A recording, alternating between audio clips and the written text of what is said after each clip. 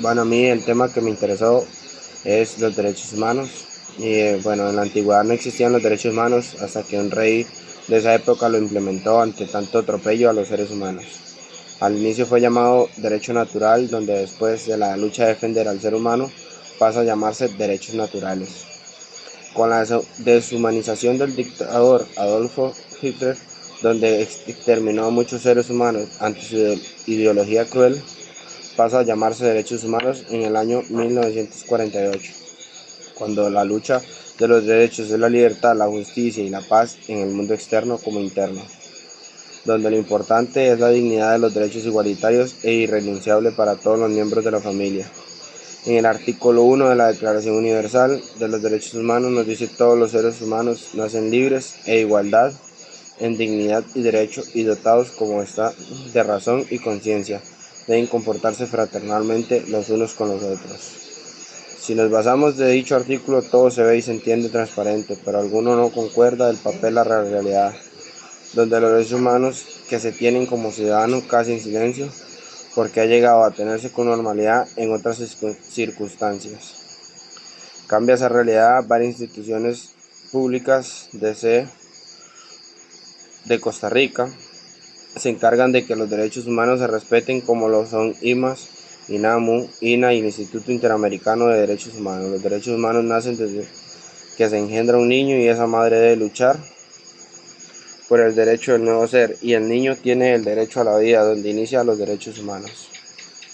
Parte principal de los derechos es proteger la dignidad de todos los ciudadanos que viven en sociedad y se relacionan entre sí, con las relaciones del Estado y la obligación del Estado hacia ellos.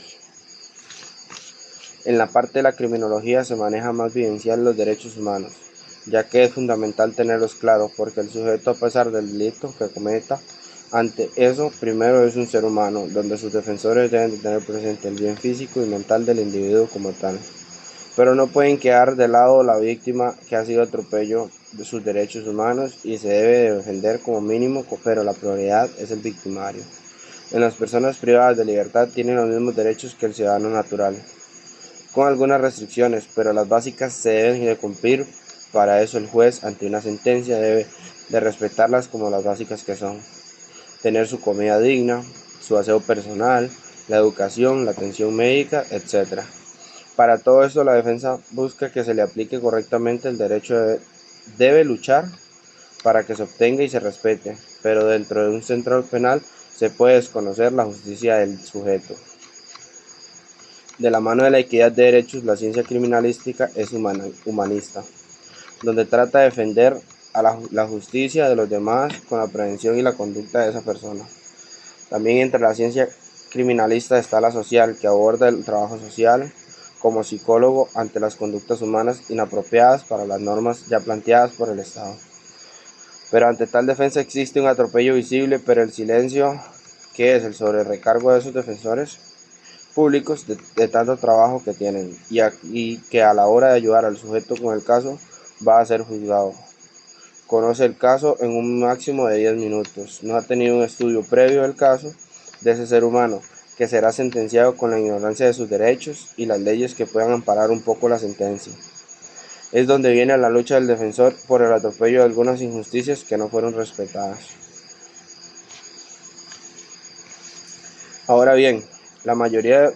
de personas privadas de libertad tienen varias características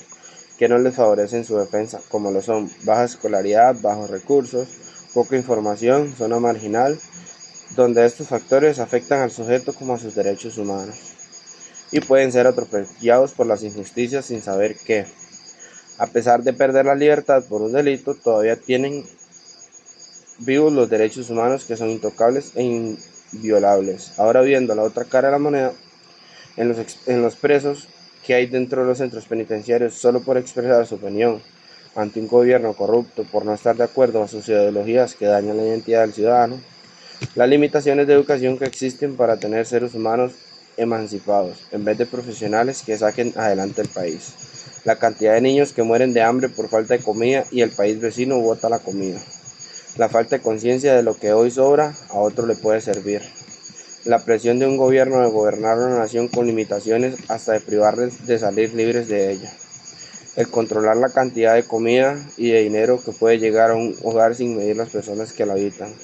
Así que si hablamos de derechos humanos, creo que estamos cortos con tanta injusticia ante otro ser humano, que tiene los mismos derechos a nivel mundial, porque se valora los derechos ante una injusticia personal o social y no antes de cometer un delito.